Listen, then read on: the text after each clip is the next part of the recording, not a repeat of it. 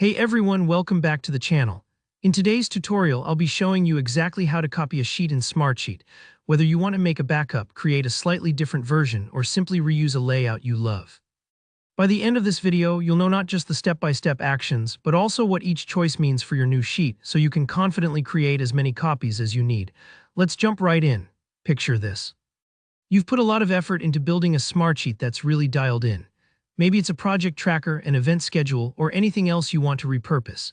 Instead of starting from scratch or risking overwriting your original, Smartsheet gives you a super straightforward way to make a copy. Here, how to do it. First, go up to the File menu in the top left corner of your sheet, click on File, and then select Save as New from the dropdown. Now, this next part is really important. You'll be prompted to give your new sheet a name. Think about how you'll find it later, or if you're making several versions, consider numbering or dating them for clarity. Next, pick the folder where you want your new sheet to live. This is a small detail, but it can save you time digging through unrelated sheets later on. At this stage, you'll see a pop-up that isn't just a simple confirmation. Smartsheet gives you a few thoughtful options before you finish copying. The first set of choices is about sharing.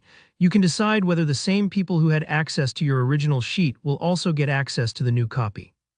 If you're creating a personal version or sharing with a new team, you might want to adjust these.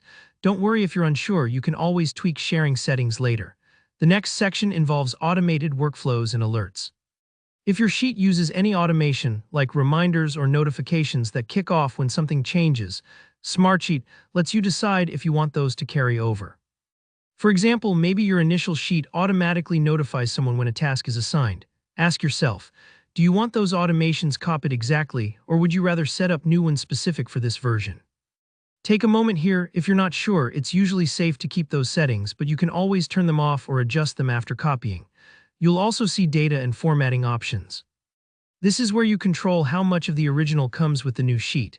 Do you want just the blank structure or all the existing data and attachments too? For example, if you're making a template, you'll probably want to start with a clean sheet, just the columns and formatting. But if you're making a backup, you might want all the details included. Once you've reviewed and set those options, go ahead and click Save. It might take a few moments if your sheet is packed with data, so just hang tight and Smartsheet will let you know when it's ready. There's also a second way to do this, super handy if you're browsing your whole workspace and spot the sheet you want to copy.